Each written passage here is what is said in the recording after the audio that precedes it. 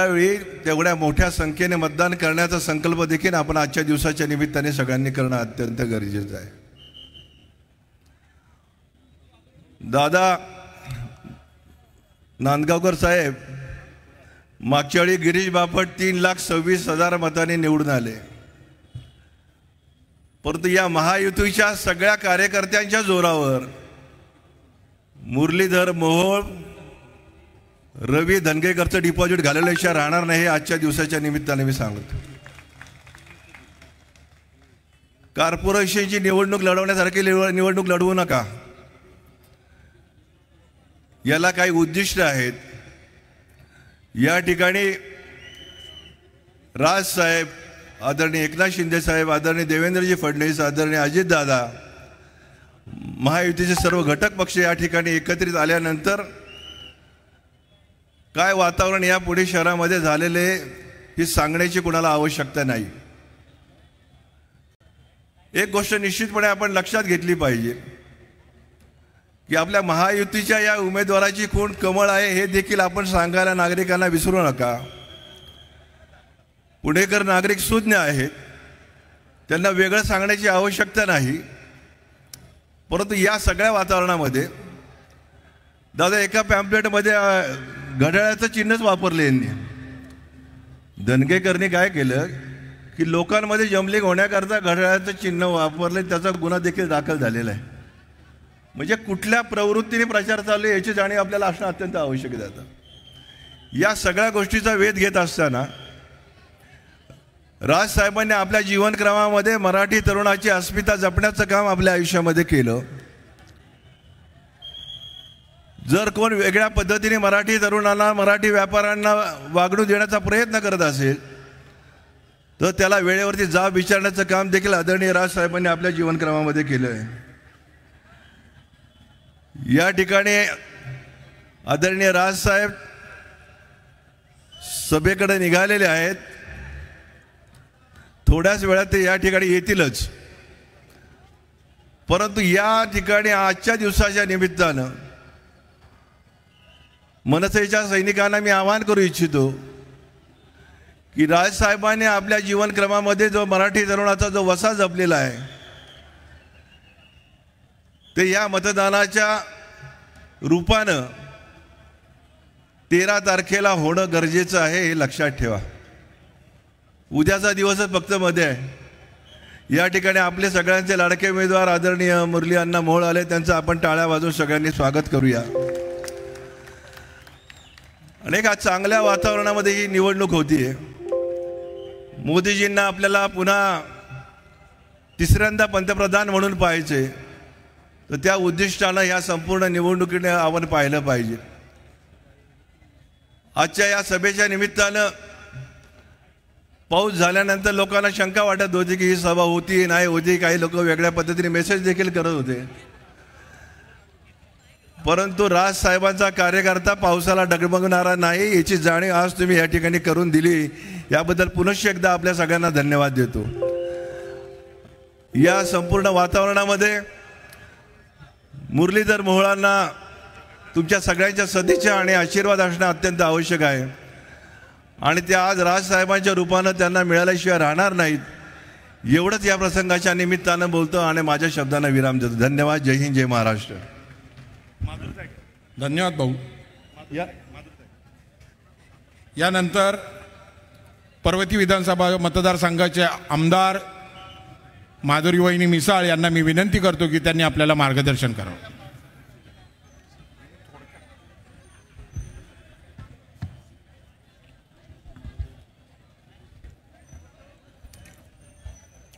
आज राजसाहेब ठाकरेंना ऐकायला जमलेला प्रचंड श्रोतृ व्यासपीठावर उपस्थित आमचे उच्च आणि तंत्र शिक्षण मंत्री नामदार चंद्रकांतदादा पाटील, खासदार मेधाताई कुलकर्णी, साईनाथ बाबर, दीपकजी मानकरजी, वागसकरजी, किशोरजी शिंदे, भानगिरेजी, सातपुते, आमचे अध्यक्ष धीरजजी घाटे आमचे माजी मंत्री हर्षवर्धनजी पाटील, अजय शिंदे, शेंडगेजी, समोर उपस्थित सर्व बंधू भगिनी, आम्ही आज राजसाहेब येणार आहेत आणि राजसाहेबांनी भारतीय जनता पार्टीला म्हणजेच मोदीजींना पाठिंबा दिला, त्याबद्दल सर्वप्रथम मी त्यांचं आणि मनसेचं अभिनंदन करते. तुम्हाला सगळ्यांना माहिती आहे की बरेच पक्ष हे मोदीजींना साथ देण्यासाठी आज मैदानात उतरलेले आहेत. बाळासाहेब ठाकरे आम्हाला खूप परमपूज्य होते. आम्ही त्यांना नुसतं मानायचं नाही तर आमच्या फॅमिलीपासनं बाळासाहेब ठाकरे आम्हाला पूजनीय होते. तुम्हाला माहितीच असेल की बाळासाहेब ठाकरेंनी जी पण भूमिका घेतली ती स्पष्ट असायचे, विचार स्पष्ट असायचे आणि घेतलेल्या भूमिकेशी कधीही फारकत न करणारे अशी त्यांची प्रतिमा होती. त्यामुळे अख्खं महाराष्ट्राचा हिंदू हा बाळासाहेबांना जोडला गेला. मला असं वाटतं की बाळासाहेब ठाकरेंनंतर ठाकरे घराण्यामध्ये राजसाहेब हेच असे आहेत की जे त्यांच्या विचाराशी ठाम असतात. ज्या वेळेस टीका करायची तेव्हा ते टीकाही करतात, पण ज्या वेळेस त्यांना माहिती आहे की ही देशाच्या सुरक्षेची, देशाच्या विकासाची निवडणूक आहे, हे धर्मयुद्ध आहे आणि मोदींना पंतप्रधान करायचं आहे, अशा वेळेस त्यांनी पाठिंबा जाहीर केला. त्यामुळे ते त्यांच्या विचारांशी ठाम आहेत. त्यांच्या घराण्यातला एकमेव वारस की जो बाळासाहेबांचा वारसा चालवतो. तुम्हाला माहिती आहे की मोदींना हे सगळेजण का जोडले गेले आणि विरोधक सांगतात ही जी इंडिया आघाडी आहे ना त्याच्यामधले 4 इनिशियल पहिले तर इंदिरा गांधीचेच आहेत आणि ते काय सांगतात की मोदीजींनी गेल्या 10 वर्षात काय केलं. जे 2.5 वर्ष हातावर हात ठेवून बसले, ज्यांनी 2.5 वर्षात कधी मंत्रालयात पाऊल ठेवलं नाही, ते विचारतात की मोदींनी 10 वर्षात काय केलं. आज समोर प्रचंड जनसमुदाय बसलाय आणि तो तोंडाला कुठलाही मास्क न लावता बसलाय. हे मोदींनी केलं. आज मोदींनी 140 कोटी जनता, भारतासारखा गरीब देश लोक हिणवायचे की या गरीब देशामध्ये 30 ते 40 कोटी लोक करोनाने मृत्यू पावतील. अशा वेळेस मोदींनी त्यांच्या शास्त्रज्ञांवर भरोसा ठेवला, लस तयार केली आणि ती 140 कोटी लोकांपर्यंत फुकट पोचवली. हे कुठल्याही देशात झालं नाही. ते मोदीजींनी केलं. आज ते विचारतात की मोदीजींनी काय केलं. तुम्हाला माहिती आहे की गरीबातला गरीब माणसाला अन्न पोचवणं, त्याला घर देणं, त्याला शौचालय देणं, त्याच्या आरोग्याची काळजी घेणं हे मोदीजींनी केलंय. त्याचप्रमाणे तरुणांसाठी व्यापार वाढवणं, उद्योग वाढवणं. जर आपल्या देशातला व्यापार वाढला नाही, उद्योग वाढले नाही तर रोजगार वाढणार नाही हे ओळखून मोदीजींनी अशी पावलं उचलली आणि एज्युकेशन पॉलिसी की आपला येणारा देश जगामध्ये तरुण देश असणारे त्या काळामध्ये त्या तरुणाईला उद्योग मिळाला पाहिजे आणि तो सुसंस्कृत सुशिक्षित झाला पाहिजे. हे मोदीजींनी केलं. देशाची सुरक्षा पूर्ण बॉर्डरपर्यंत, सीमेपर्यंत इन्फ्रा करून आज सैनिकांचं मनोबल वाढवलं. हे मोदीजींनी केलं. आज देशातली कुठलीही जनता असेल, कुठल्याही वर्गातली असेल, कुठल्याही जातीची असेल, कुठल्याही धर्माची असेल, प्रत्येकासाठी जे काही करायला पाहिजे ते गेल्या 10 वर्षात मोदींनी केलं आणि पुढच्या 5 वर्षाचा प्लॅन पण त्यांच्याकडे तयार आहे. तुम्हाला माहिती आहे की पांडव कौरवांचं युद्ध झालं तेव्हा पांडवांच्या बाजूनी जेवढे लोक उभे राहिले राजे, जे सत्याची बाजू घेतली, त्यांचा विजय झाला. त्यामुळे आज सत्याच्या बाजूनी मोदीजी लढतायत. 13 तारखेला आपलं मतदान आहे. आपले उमेदवार मुरलीधर मोहोळ हे उभे आहेत. कमळाचं बटन दाबून एक खासदार आपला मोदीजींना जोडायला पाठवायचा आहे. ही विनंती करायला आणि हे आव्हान करायला मी इथे आले. सगळ्यांनी आवर्जून मतदानाला जा आणि मोदींना परत पंतप्रधान बघण्याचं स्वप्न पूर्ण करा. एवढं सांगते, थांबते. जय हिंद, जय महाराष्ट्र. धन्यवाद मिसाळताई. यानंतर सिने अभिनेते आणि आपले उमेदवार मुरली अण्णा मोहोळ यांचे मित्र प्रवीणजी तरडे यांना मी विनंती करतो की त्यांनी आपल्याला मार्गदर्शन करावं.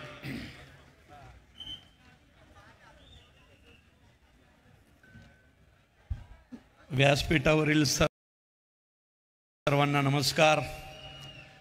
आणि समोर उपस्थित असलेलं हे भगव्या रंगाची जी लाट आहे ती पाहून खूप मनापासून आनंद होतोय. मी आज इथं या एवढ्या मान्यवर मंडळींमध्ये इथं उभा आहे. हिंदू जननायक सन्माननीय राजसाहेब ठाकरेंचा, हिंदू जननायक सन्माननीय राजसाहेब ठाकरेंचा, सन्माननीय राजसाहेब ठाकरे यांचं आगमन झालेलं आहे. सर्वांनी टाळ्यांच्या गजरामध्ये त्यांचं स्वागत करायचं आहे. त्यांच्याबरोबर महाराष्ट्र नवनिर्माण सेना विद्यार्थी सेनेचे अध्यक्ष, मनसेचे अध्यक्ष सन्माननीय अमित साहेब ठाकरे हे सुद्धा इथं आलेले आहेत. महाराष्ट्र नवनिर्माण सेनेचा, महायुतीचा, सन्माननीय राजसाहेब ठाकरेंचा, सन्माननीय अमित साहेब ठाकरेंचा, महाराष्ट्र नवनिर्माण सेनेचा, सन्माननीय राजसाहेब ठाकरेंचा. मी सन्माननीय राजसाहेब ठाकरेंना विनंती करतो की त्यांनी शिवाजी महाराजांच्या पुतळ्याला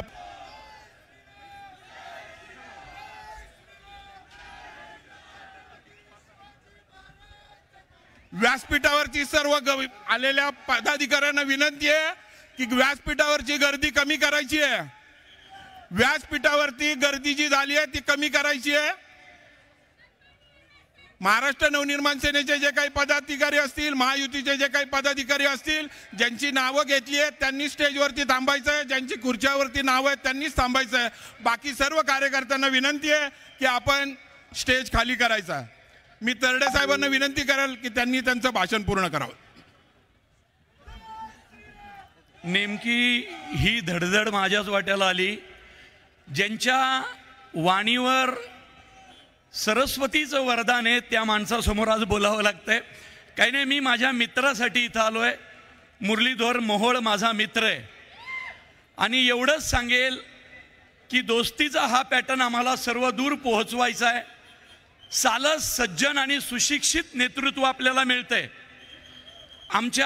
माझ्या चित्रपटातला एक डायलॉग घेऊन मी एवढंच म्हणेल की 2-2 वर्ष पाऊस नाही पडला स्वराज्यात तरी थंडीच्या दवावर ज्वारी बाजरी काढणारी जात आहे आपली. परिस्थिती जेवढी बिकट, हिंदू तेवढाच तिखट.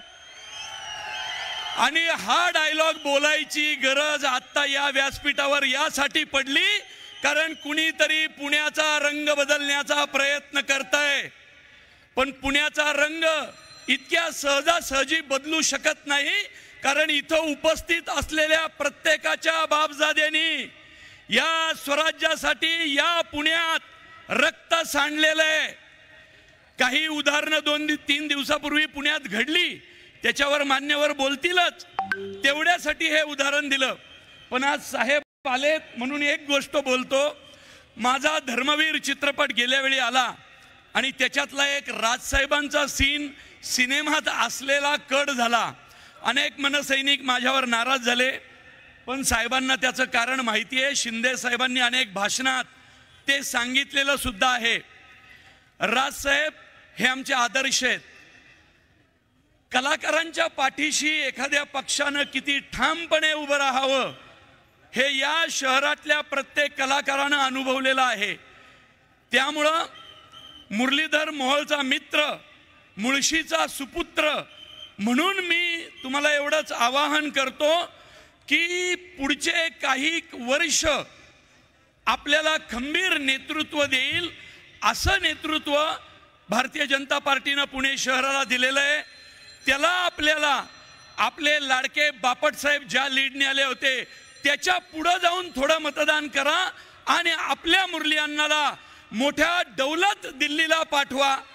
मुळशी तालुक्याचं एक वैशिष्ट्य आहे की सुरतेची लूट शिवाजी महाराजांनी मुळशीतून मानगाव मार्गे रायगडला नेली आणि त्यांच्या पत्रात उल्लेख आहे अत्यंत प्रामाणिक आणि इमानदार माणसं या भागात राहतात. त्यामुळे ही लूट प्रामाणिकपणे रायगडावर पोहोचेल तो मुळशीतला प्रामाणिक मावळा आज मोदी साहेबांनी दिल्लीला पाठवण्याचं ठरवलेलं आहे. त्यामुळं हात जोडून विनंती, मुळशी तालुक्याचा हा प्रामाणिकपणा आपल्याला सर्व दूर न्यायचा आहे. फुटो हे मस्तक तुटो हे शरीर, हिंदुत्वाचा गजर सोडू नका रे, एवढीच विनंती मुरली अण्णाचा मित्र म्हणून करतो. जय हिंद, जय महाराष्ट्र. धन्यवाद तरडे साहेब. यानंतर आपल्या पुण्याचे लाडके, या महाराष्ट्र राज्याचे उच्च शिक्षण मंत्री सन्माननीय चंद्रकांतदादा पाटील यांना मी विनंती करतो की त्यांनी आपल्याला मार्गदर्शन करावं. राजसाहेबांच्या आधी भाषण करायला मिळावं अशी कल्पना होती, कारण ते आल्यानंतर कोणीच आमचं ऐकणार नाही. पण मी केवळ राजसाहेबांची स्तुती करण्यासाठी त्यांचा एक जुना मित्र म्हणून उभा आहे. आज पावसामुळे जवळजवळ महाराष्ट्रातल्या सगळ्या मोठ्या नेत्यांच्या सभा रद्द झाल्या. अनेक जण पावसामध्ये सभा करण्यासाठी प्रसिद्ध आहेत, त्यांच्या पण रद्द झाल्या. परंतु राजसाहेबांना जेव्हा आम्ही घाबरत म्हटलं की पाऊस असल्यामुळे सभेचं काय करायचं, ते म्हणाले 5 जण जरी समोर असले तरी मी बोलणार आहे. आता अशा नेत्याचे सैनिक समोर बसलेले आहेत, तेही असं म्हणाले की आज होऊनच जाऊ द्या की आमचा नेता 5 जण समोर जर असतानाही बोलणार असेल तर पाऊस कितीही पडू देत, पण आम्ही मात्र उपस्थित राहणार. लांबपर्यंत कुठेही बसायला एकही खुर्ची शिल्लक राहिली नाही. अशी ही खूप ऐतिहासिक सभा या ठिकाणी होत आहे.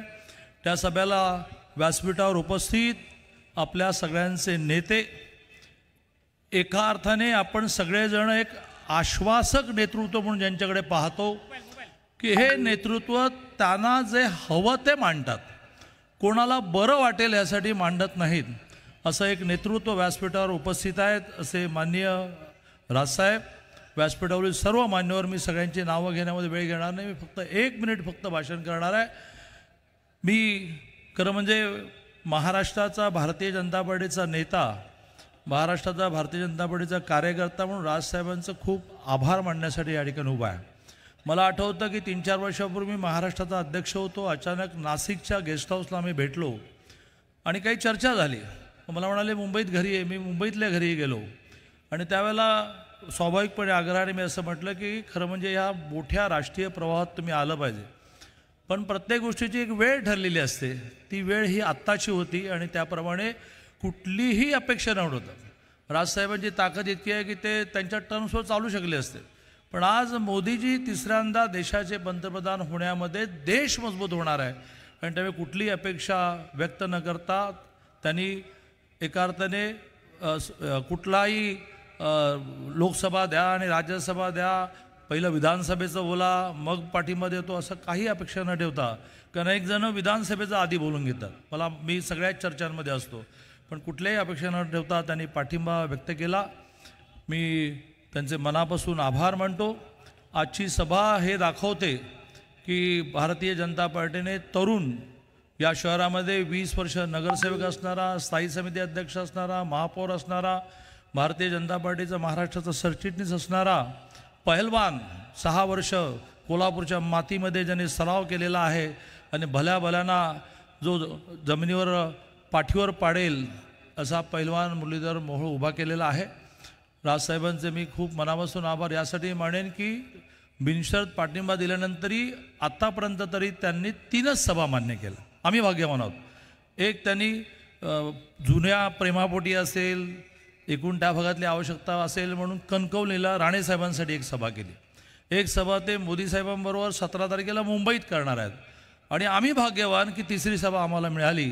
आम्ही खूप मनापासून आभार मानतो आणि वेळ न घालवता, म्हणजे संयोजकांनी ह्याला बोलवा त्याला बोलवत वेळ न घालवता, बहुधा नंतरचा बघता आपला उमेदवार मुरलीधर अण्णा मोहोळ आहे, त्याला मीच असं म्हणतो की तू तुझं भाषण सुरू कर.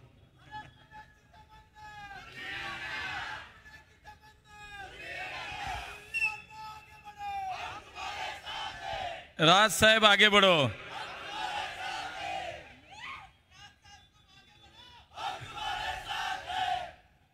आज आपल्या पुणे लोकसभा मतदारसंघाच्या निवडणुकीच्या प्रचारार्थ महाराष्ट्र नवनिर्माण सेनेचे अध्यक्ष आदरणीय राजसाहेब या ठिकाणी पुणेकरांना भेटायला आले आहेत.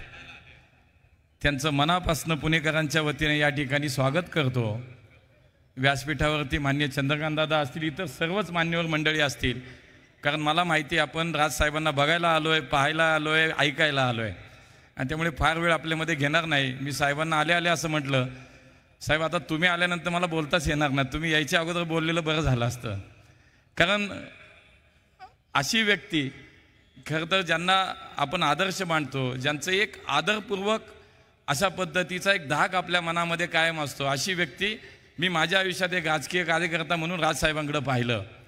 आणि आज मी साहेब मनापासून आपल्याला धन्यवाद यासाठी देईन की गुढीपाडव्याला आपण मान्य मोदी साहेबांना पाठिंबा दिलात आणि आज अक्षय तृतीयेच्या निमित्तानं मला आशीर्वाद द्यायला या ठिकाणी आलात. मला मनापासनं आपल्याला किती धन्यवाद द्यावेत याच्यासाठी माझ्याकडे शब्द अपुरे आहेत. आपण नेहमीच राजसाहेबांना ऐकलं आहे, पाहिलं आहे. साहेब पुण्याविषयी आपल्याला मनापासनं प्रेम आहे पुण्यावरती, आणि पुणे शहर हे आपलं आवडतं शहर आहे. या पुण्याच्या विकासाच्या संदर्भातमध्ये आपला एक दृष्टिकोन आहे, आपली एक विजन आहे. ज्या ज्या वेळेला आपण पुण्यामध्ये येता त्या वेळेला पुण्याच्या विकासावरती बोलता, पुण्याच्या भविष्यावरती आपण नेहमी बोलता. मी आपल्याला साहेब शब्द देतो, वचन देतो, जे तुमच्या स्वप्नातलं पुणे आहे, तुम्ही जे पुण्याचं विकसित पुण्याचं स्वप्न पाहिलं, एक कार्यकर्ता म्हणून या ठिकाणाहून निवडून गेल्यानंतर साहेब ते पूर्ण करण्याचा प्रयत्न मनापासून करेन. प्रामाणिकपणे मी तो प्रयत्न नक्की करेन.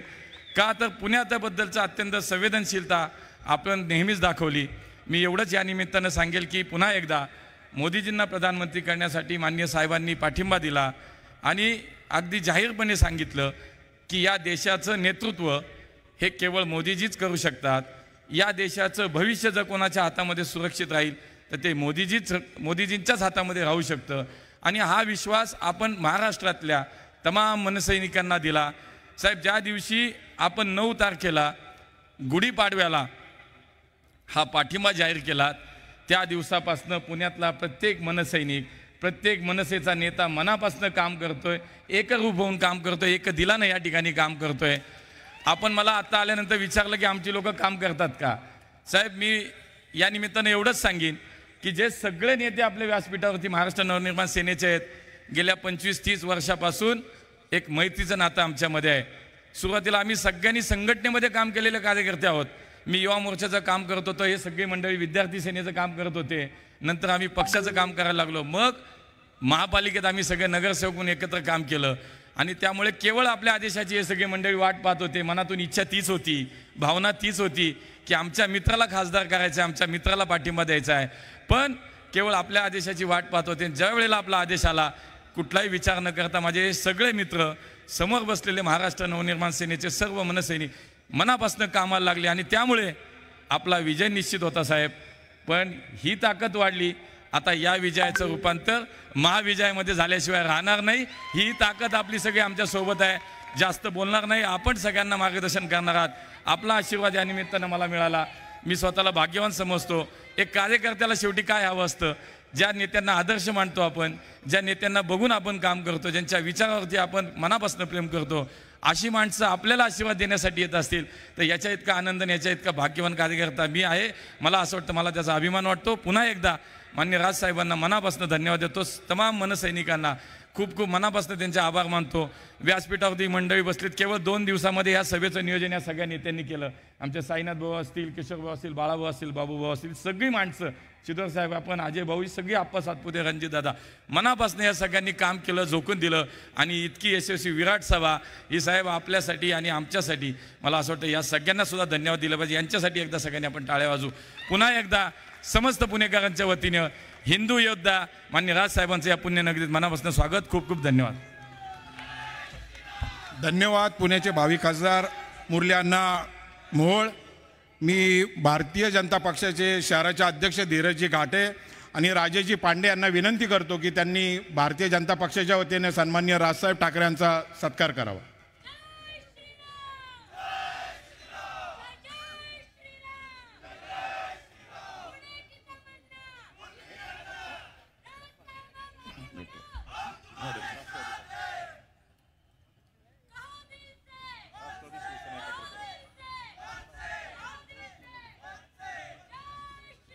जय श्रीराम.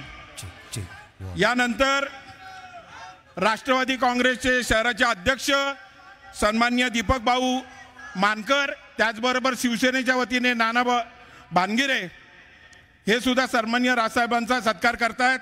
याच्यानंतर RPIचे सचिन खरात हे सुद्धा सन्माननीय राजसाहेब ठाकरे यांचा सत्कार करतायत. त्याचबरोबर आज अक्षय तृतीया आहे आणि असं म्हणतात की आज धातूचा कलश जर दिला तुम्ही जात तर तो अक्षय ऊर्जा आणि अक्षय प्राप्ती देतो. आज श्रीमंत दगडूशेठ हलवाई गणपती ट्रस्टचे सन्माननीय हेमंतजी गोडसे हे सन्माननीय राजसाहेब ठाकरेंना, हेमंत रासने हे सन्माननीय राजसाहेबांना कलश देत आहेत. यानंतर महाराष्ट्र नवनिर्माण सेनेच्या वतीने कसबा विधानसभेचे अध्यक्ष गणेश भाऊ बोकरे, त्याचबरोबर विक्रांतजी अमराळे पर्वतीचे विभाग अध्यक्ष, त्याचबरोबर आशिषजी देवधर, जयराजजी लांडगे आमच्या पुणे शहराचे उपशहर अध्यक्ष यांनी महाराष्ट्र या पुणे शहरामध्ये शिवाजी महाराजांनी सोन्याचा नांगर फिरवला होता. आज त्याची आठवण करत त्यांना एक प्रतिमा देत आहेत. मी सर्वांच्या वतीने सन्माननीय राजसाहेब ठाकरेंचा सत्कार त्यांना करावा अशी त्यांना विनंती करतो. सचिनजी खरात RPI.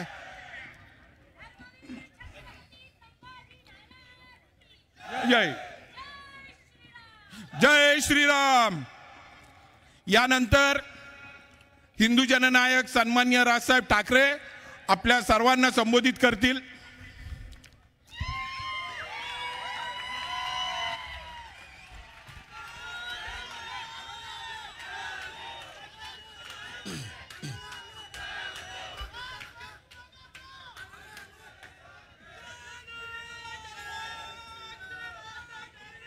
जमलेल्या माझ्या तमाम हिंदू बांधवांनो, भगिनींनो आणि मातांनो,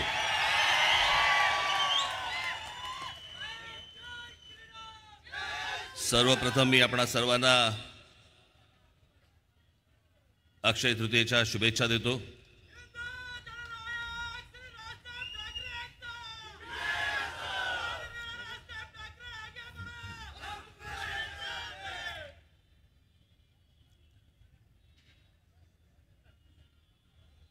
दुपार संध्याकाळच्या वेळेला विजांसकट जो काही पाऊस पडला,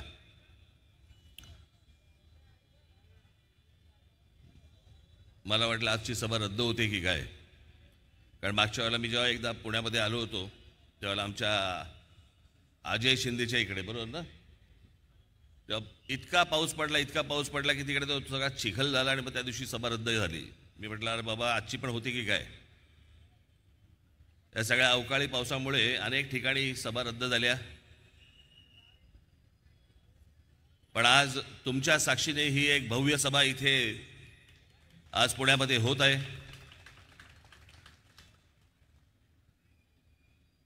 खरं तर निघताना मी साधा कॉटनचा झब्बा आणि लेंगा काढला होता, म्हटलं जाऊ, पण म्हटलं पाऊस पडला तर रामतेरी गंगा मेरीचा सीन नको व्हायला. पण मी आपल्या बरोबरच्याला सांगितलं जरा झब्बा काढ, कारण मी तुमच्याशी बोलत राहीन, मागच्या ऐकायच्या मनस्थितीत नसतील.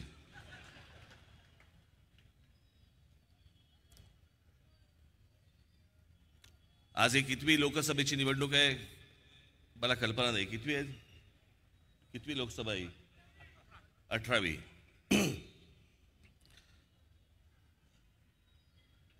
मी मध्यंतरी एक मुलाखत दिली होती, एक चॅनल आहे बोल भिडू नावाचं,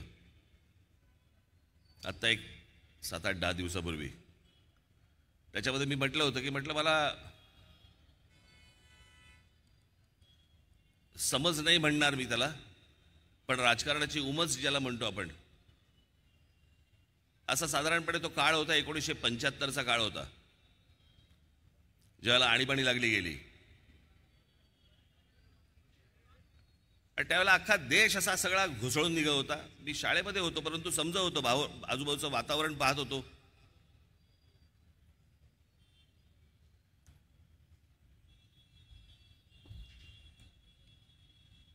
त्याच्यानंतर 77 साली मग निवडणूक झाली त्या आणीबाणीच्या विरोधात. मी पाहत होतो साधारणपणे 52 सालापासून, जेव्हा आपल्या देशामध्ये पहिली निवडणूक जेव्हा झाली 52 साली, त्याच्यानंतरच्या सगळ्या निवडणुका पाहत होतो. मग ती 71ची निवडणूक असेल, ती गरिबी हटवणारा होता, काहीतरी एक विषय होता.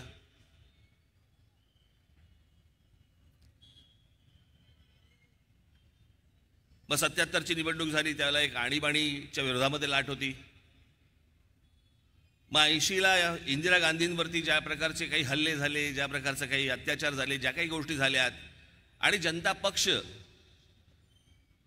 हा आतल्या आत पराभवी ठरायला लागला. त्याच्यात परत इंदिरा गांधी आल्या, म्हणजे ते परत इंदिरा गांधींची लाट होती, तो विषय होता.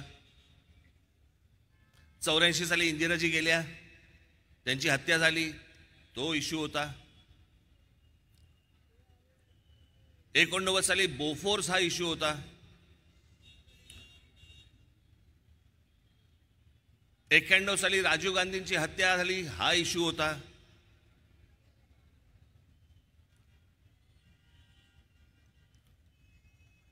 '96 साली मला असं वाटतं की बाबरी मशीद हा विषय होता. बाबरी मशीदचा ढाचा पडला होता त्यावेळेला. 92-93 दंगली बिंगली झाल्या होत्या, बॉम्बस्फोट झाले होते. 98ला कांदा विषय होता, कांदा महागला आणि तो विषय झाला होता तेव्हा. 99ला कारगिल विषय झाला आणि त्याचबरोबर विदेशी बाई, परदेशी बाई म्हणून शरद पवार बाहेर पडले आणि आतमध्ये गेले परत.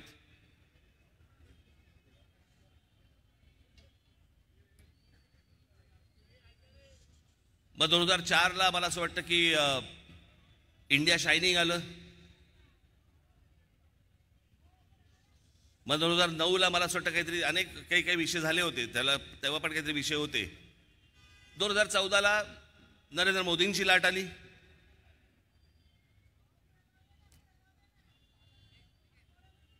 तो विषय होता, तो इश्यू होता.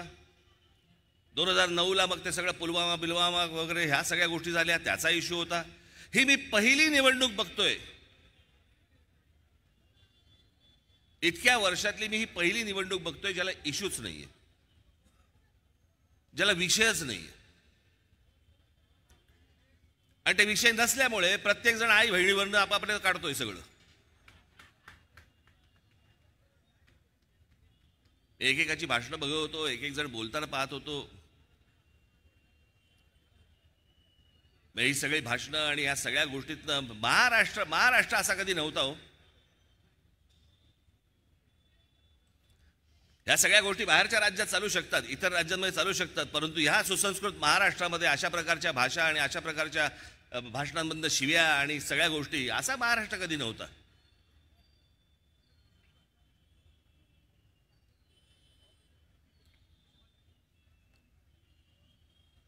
आणि या महाराष्ट्रातल्या अनेक बाकीच्या काही पुढाऱ्यांनी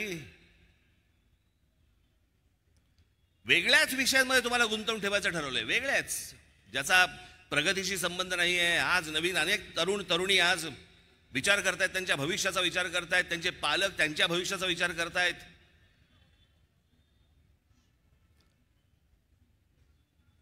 मी आजची सभा तुम्हाला सांगू का मी का घेतोय? मुरलीधरजी आज एका पुण्यासारख्या शहरामध्ये, इतक्या एका मोठ्या शहरामध्ये, इतके विद्वान या शहराने दिले, जगभरातल्या अनेक कंपन्यांना इतके सल्लागार दिले, अशा एका पुणे शहरामध्ये तुम्हाला एका पुन्हा सत्तेत बसणाऱ्या एका पक्षाच्या खासदारकीची उमेदवारी तुम्हाला मिळालेली आहे. म्हणून मी तुमची सभा घेण्यासाठी आलो. 4 गोष्टी मला काही सांगायच्या आहेत तुम्हाला. आपण विमानतळावर कोणाला तरी सोडायला जातो बघा, किंवा ट्रेनमध्ये सोडायला जातो, आणि मग जाताना काही 4 सल्ले देतो. बाहेरचं पाणी पिऊ नको, बाहेरचं कुठे खाऊ नको. मी काही जणांचं ऐकलंय विमानातनं जाताना पण खिडकीतनं हात बाहेर काढू नको असं पण सांगतात.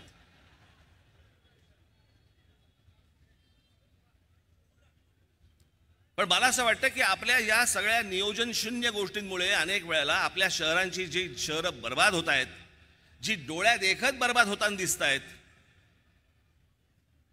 आणि ती जर समजा लोकप्रतिनिधी म्हणून जर उद्या समजा खासदार असतील, आमदार असतील, नगरसेवक असतील, हे जर समजा ती शहरं वाचवणार नसतील, मोठी चांगली करणार नसतील. मी एक 2014 साली एक छोटी डॉक्युमेंटरी केली होती एस्थेटिक वरती, YouTube वरती असेल, बघा तुम्ही ती.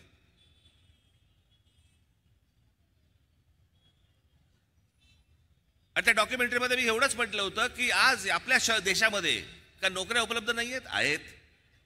तुमच्या टॅलेंट प्रमाणे नोकऱ्या उपलब्ध आहेत. शिक्षण मिळत नाही का? अरे शिक्षणाची तर राजधानी आहे पुणे. शिक्षण मिळत नाही का योग्य? शिक्षण मिळतं योग्य. मग तरी पण आपल्याकडची मुलं, आपल्याकडच्या मुली या परदेशी का जात आहेत? शिक्षण तर त्यांना इथेही मिळतंय, नोकऱ्या तर त्यांना इथेही मिळत आहेत, पगार कमी जास्ती प्रमाणामध्ये काही गोष्टी असतील, का जात आहेत मध्ये? ते एकाच गोष्टीसाठी जात आहेत, ते म्हणजे सभोवतालचं वातावरण. त्यांच्या सभोवतालचं वातावरण आहे ते त्यांना आनंदी ठेवत नाहीये. आपल्याकडे राजकीय मुद्दे काढले जातात, पण ते राजकीय मुद्दे खालपर्यंत जातात आणि शाळांमध्ये कॉलेजपर्यंत जातात. ते वातावरण त्यांना आवडत नाहीये. असल्या घाणेरड्या वातावरणामध्ये त्यांना राहू इच्छित नाहीत. म्हणून त्याच्या मनामध्ये पहिला विचार येतो, हा देश सोडून बाहेर निघून जावं. इच्छा नसते, पण सभोवतालचं वातावरण त्याला ढकलतं बाहेर. आज आपले खासदार असतील, आपले आमदार असतील, नगरसेवक असतील, यांची सगळ्यात महत्वाची जबाबदारी आहे सभोवतालचं वातावरण चांगलं करणं, आपापसातलं वातावरण चांगलं करणं. मी गेले कित्येक वर्ष या पुणे शहरामध्ये येऊन, त्यावेळेला आता काही यांच्याकडे कोणाकडे रेकॉर्ड असले तर असले मला माहिती नाही, त्यावेळेला एवढे चॅनल पण नव्हते. पण मी तेव्हा सांगायचो, मी जेव्हा पुणे छोटं होतं, जेव्हा लहान होतं, की मुंबई शहर बर्बाद व्हायला एक काळ गेला. वेडं वाकडं वाढायला लागलं शहर. कुठून कुठे चाललंय, काय चाललंय काहीच कळत नाही. पण मुंबई शहराची वाट लागायला एक काळ गेला. पुणे शहराची वाट लागायला वेळ नाही लागणार. आणि छोट्या का पायाभूत सुविधा उद्या उपलब्ध झाल्या की ते शहर बर्बाद व्हायला लागतं, जर नियोजन नसेल तर. एक मुंबई पुणे एक्सप्रेस हायवे हा झाला आणि वेड्यासारखं हे शहर वाटेल तिकडे पसरायला लागलं. त्याला काही नियोजन नाही, काही नाही. कुठेही रस्ता निघतोय.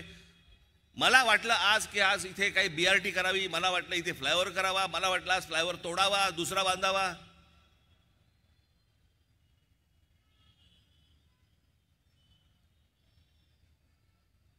काल परवाकडे मी बघत होतो, पुणे शहर, फक्त पुणे महानगरपालिका, एवढीच फक्त गोष्ट बोलतोय, पुणे महानगरपालिका या शहराची लोकसंख्या आहे 70 लाख.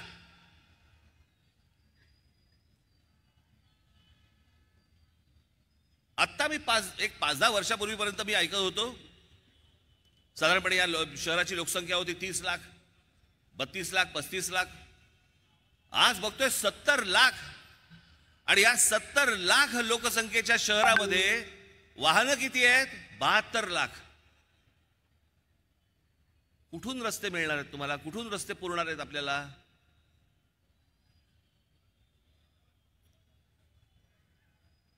ही सार्वजनिक बसेसची व्यवस्था जी आपली असते, आता मेट्रो सुरू झाली आहे. मी मागे मेट्रो सुरू करताना मी आपल्याच अधिकाऱ्यांना सांगितलं होतं, म्हटलं एक सुरू करून बघा पहिल्यांदा पुणेकर जात आहेत का. प्रत्येक शहराची एक मानसिकता असते. मुंबईमध्ये रेल्वेने प्रवास करणं, BSTने प्रवास करणं वर्षानुवर्ष चालू आहे. पुणेकरांची काय परिस्थिती आहे? टू व्हीलर घेतली, मारली किक, चालला. कोण जिना चढेल आणि कोण ती मेट्रो पकडेल आणि कोण कशाला जाईल, त्यापेक्षा आपल्या इथून पटकन जाऊन येतो. हा प्रत्येकाच्या विचारातनं आज ज्या व्हेकल्स वाढलेले आहेत पुणे शहरामध्ये, उद्या रस्ते मिळणार नाहीत आपल्याला. मी जी काय माहिती काढली त्याप्रमाणे पुणे शहरामध्ये साधारणपणे एका शहराला रस्ते हे त्या शहराच्या लोकसंख्येप्रमाणे 15% रस्ते लागतात. आज पुणे शहरामध्ये साधारणपणे 7.5 ते 8% रस्ते आहेत.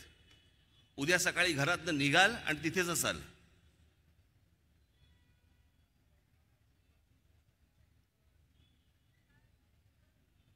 गेल्या 10 वर्षामध्ये साधारणपणे 30 लाख लोक बाहेरून आले या शहरामध्ये. 30 लाख.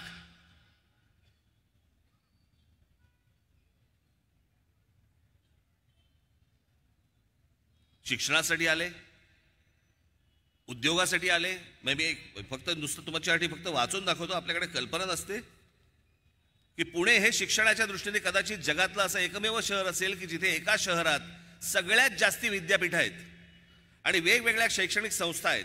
पुण्यात सरकारचं सावित्रीबाई फुले विद्यापीठ आहे. त्या व्यतिरिक्त 12 डीम्ड युनिव्हर्सिटी आहेत, 5 खाजगी विद्यापीठे आहेत, 6 स्वायत्त ऑटोनॉमस विद्यापीठे आहेत, नॅशनल डिफेन्स अकॅडमी आहे, defence institute of advance technology आहे, केंद्र सरकारची 2 महत्त्वाची कॉलेजेस आहेत, त्याशिवाय राज्य सरकारची इंजिनिअरिंग कॉलेज आहेत, 8 मेडिकल कॉलेजेस आहेत.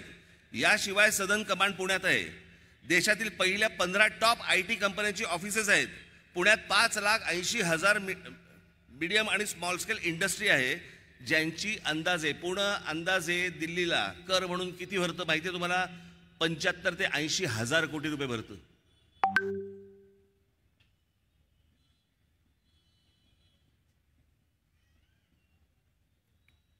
शहर मोठं होतंय, शहर वाढतंय. मुंबईमध्ये देखील इतक्या एजन्सीज काम करतात, पण इतक्या वर्षांमध्ये त्या सगळ्या एजन्सीशी मिळून, मग ती महानगरपालिका असेल, ती म्हाडा असेल, अजून कुठची ती तुमच्या ज्या काही संस्था असतील जे प्रत्येक शहर म्हणून बघत असतात, त्यांची सगळ्यांची मिळून एक बैठक नाही झाली, एक मीटिंग नाही झाली इतक्या वर्षात.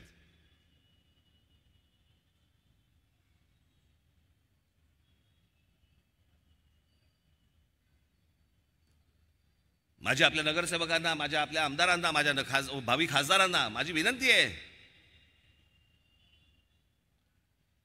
की ज्या काही गोष्टी इथे येत आहेत, आता हा तुमचा नदीचा प्रकल्प महानगरपालिकेला माहीत नाही, केंद्रातनं पैसे आलेत, केंद्र सरकारकडनं काही निविदा काढल्या गेल्या, तो त्याचा प्रकल्प सुरू आहे, महानगरपालिकेला माहीत नाही, जनतेला माहीत नाही, लोकांना माहीत नाही काय चाललंय. तुम्ही उद्या खासदार होणार आहात, आपल्यातले तुमच्यामधले अनेक जण उद्या आमदार होणार आहेत, नगरसेवक होणार आहेत. नुसता नगरसेवक झालो, आमदार झालो, खासदार झालो म्हणून होत नाही, भागत नाही. या शहरांचं जर समजा नियोजन जर समजा आज नाही झालं, ही फुटतील शहरं, उद्ध्वस्त होतील. आणि या शहरांकडे नीट लक्ष दिलं जाऊ नये, बाकीच्या गोष्टींमध्ये करावं म्हणून इकडचे अनेक नेते हे आम्हाला सगळ्यांना इथे जातीपातीमध्ये गुंतवून ठेवत आहेत.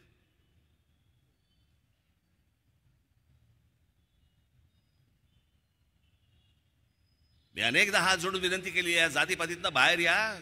पहिल्यांदा तुमच्या स्वतःचा विकासाचा विचार करा, तुमच्या आयुष्याचा विचार करा. या जातीपातीतनं तुम्हाला हाताला काही लागणार नाही. एखादा माणूस असतो तो स्वतःची कमजोरी लपवण्यासाठी म्हणून जातीचा आधार घेतो आणि समाजामध्ये पसरवतो.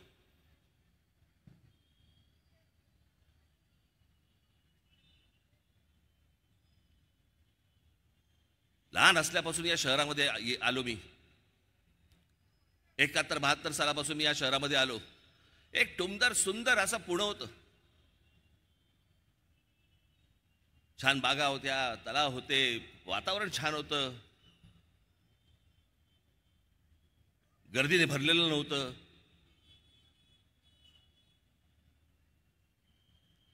आज त्याच पुण्यामध्ये येताना काय अवस्था झाली, कुठून कुठपर्यंत शहर पोहोचलंय, जरा एकदा अंदाज तर घ्या. आणि ही नियोजन शून्य जेव्हा शहरं उभी राहायला लागतात, त्याच्यातनं काही आपल्याला हातात लागणार नाहीयेत आणि अनेकांची इच्छा देखील नाहीये. आणि म्हणून ते तुम्हाला दुसऱ्या गोष्टींमध्ये गुंतवून ठेवण्याचा प्रयत्न करतायत.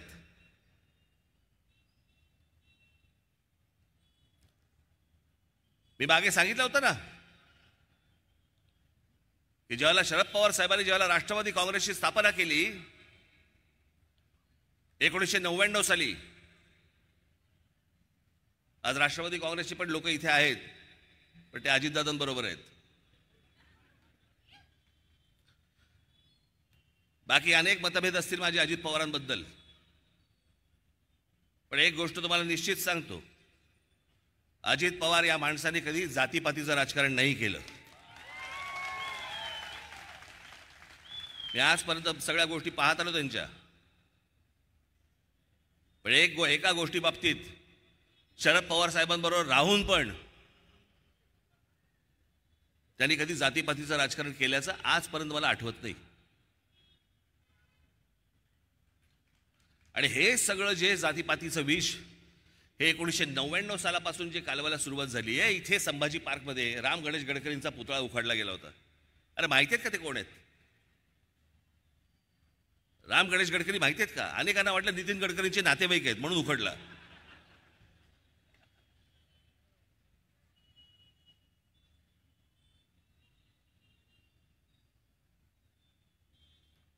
काही माहिती नाही, काही कशाचा कशाला संबंध नाहीये. पण ह्या सगळ्या गोष्टी, ते जेम्स लेन प्रकरण आणलं गेलं, त्या जेम्स लेन प्रकरणामधनं विष कालवलं गेलं. कोण कुठचा जेम्स लेन? बरं, तो जेम्स लेन मुलाखती देतोय, तो सांगतोय की मी इथल्या कुठच्याही माणसाचं कधीच नाव घेतलं नाही आणि मी कोणाला भेटलो पण नव्हतो, हे त्याच्या मुलाखतीत तो सांगतोय. पण तोपर्यंत तुमच्यात विष कालवून झालं होतं. का विष कालवलं गेलं? कारण तुम्ही जातीकडे पाहावं आणि आम्हाला मतदान करत राहावं. तुम्हाला लागते कशाला चांगलं शहर होण्याशी? मतलब काय तुम्हाला? तुमच्या पिढ्या जन्माला येतील, जिवंत राहतील, म्हाताऱ्या होतील, मरतील. कोणाला गरज आहे याची? आम्ही पेटतो कशामध्ये? आम्हाला शहर बर्बाद झालं तरी चालेल, आम्ही थंड असतो, पण आमच्याला जातीवरनं काही बोललं की आम्ही लगेच पेटायला सुरुवात होते. का? काही कारण नाही. या असल्या मानसिकतेचा गैरफायदा घेणारी ही मंडळी आजपर्यंत आज तुमच्या समोर येत आहेत. आज काय तर म्हणे तिथे काही मुस्लिम मोहल्ल्यांमध्ये आणि काही तुमच्या मशिदींमध्ये फतवे निघतायत.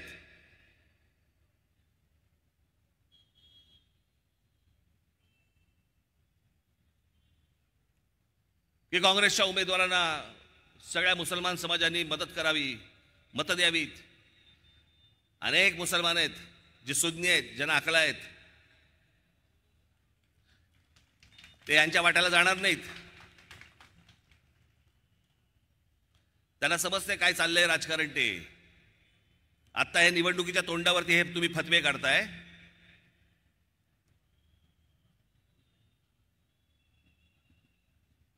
समजले कोण हे तुम्ही? मुस्लिम समाजाला काय समजलात तुम्ही? तुमची घरची गुरढोर आहेत. त्यांनाही समजतंय कोण कशा प्रकारे काय चाललंय आणि कोण आपल्याला वापरून घेतंय ते. पण बघा, निवडणुकीच्या तोंडावरती फतवे काढले जात आहेत. काँग्रेसला मतदान करा, उद्धव ठाकरेंच्या शिवसेनेला मतदान करा.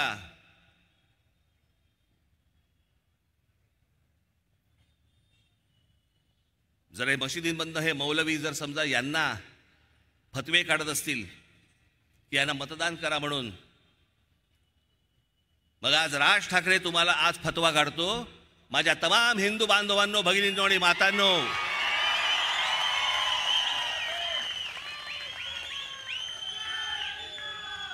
मुरलीधर मोहोळ असतील, भारतीय जनता पक्षाचे काही अजून इतर कुठचे शिंदेचे, अजित पवारांचे जे उमेदवार असतील,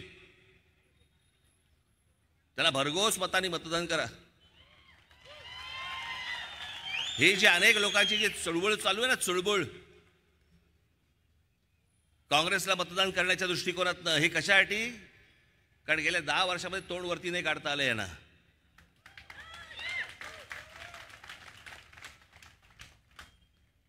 तुम्हाला मी एक गोष्ट सांगतो, नरेंद्र मोदी, भारतीय जनता पक्षाचं केंद्रातलं सरकार, माझ्या काही गोष्टींबद्दलचे मतभेद आहेत, ते राहणार. पण ज्या काही चांगल्या गोष्टी आहेत त्याचं अभिनंदन देखील करणार. जे अनेक चांगले मुसलमान आहेत, जे आपापल्या कष्टाने कामं करतायत, नोकऱ्या करतायत, व्यवसाय करतायत, त्यांचा विषय येत नाही. पण काही जे वाह्यात आहेत, ज्यांना इथे सगळा धुमाकूळ घालायचा आहे, धार्मिक धुमाकूळ, ज्यांना गेले 10 वर्षामध्ये डोकं वरती नाही काढता आलंय, ते या सगळ्या काँग्रेसच्या माध्यमातून डोकं वर काढण्याचा प्रयत्न करतायत आणि म्हणून हे सगळे फतवे निघतायत. उद्या जर परत यांच्या हातामध्ये जर काही गोष्टी गेल्या चुकून, पुण्या रस्त्यावरती फिरणं परत हे कठीण करून ठेवतील. मला अजूनही आठवतंय तो सगळा 80-90चा सगळा काळ, काय काय चालू होतं, यांचे उन्माद सुरू होते, उन्माद.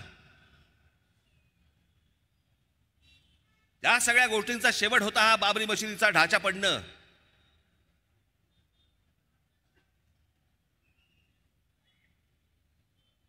पण तो ढाचा पडल्यानंतर मला कधीच वाटलं नव्हतं की या देशामध्ये राम मंदिर घडेल, बनेल.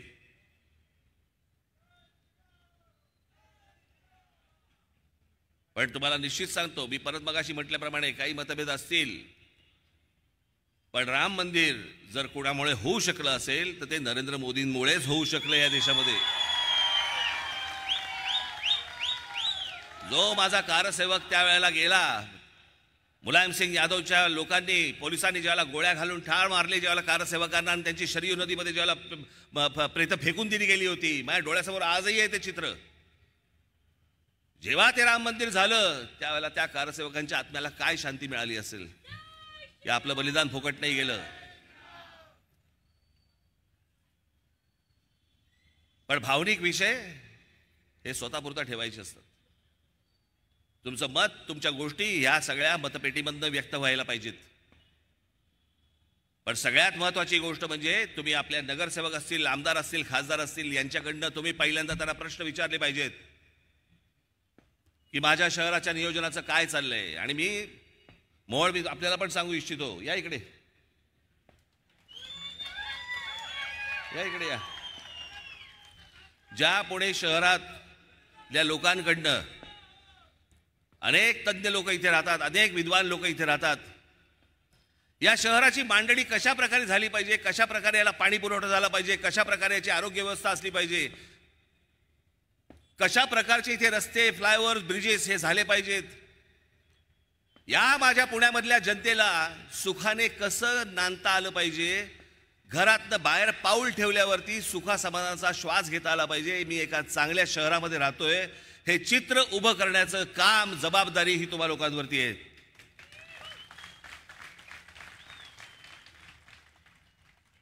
सगळीच नाही, पण खासदार, आमदार, नगरसेवक सगळ्यांनी मिळून ह्या सगळ्या गोष्टी करायच्या असतात. मला असं वाटतं की याची सगळ्यांची मिळून एक बैठक होणं गरजेचं आहे आणि या पुणे शहराला एक चांगला आकार देण्याचा आपण प्रयत्न करू. माझा तर सहभाग तर 100% असेलच असेल, त्याच्यामध्ये काही दुमत नाही. परंतु आज ह्या 18व्या लोकसभेच्या निवडणुकीला सगळेजण सामोरे जाताना जसे ते फतवे काढू शकतात, तसं जाता जाता फक्त आपल्याला एवढंच सांगतो की या माझ्या पुण्यातल्या हिंदू बांधवांनो, भगिनींनो, मातांनो, तुमचं देखील मोहोळ उठू देत आणि आमच्या मोहोळांना तुम्ही प्रचंड मताने विजयी करावं असं एक आवाहन करतो आणि आपल्या सर्वांची मी रजा घेतो. धन्यवाद. जय हिंद, जय महाराष्ट्र. धन्यवाद साहेब. आजच्या या सभेची सांगता राष्ट्रगीताने होईल. सर्वांनी राष्ट्रगीतासाठी उभं राहायचंय.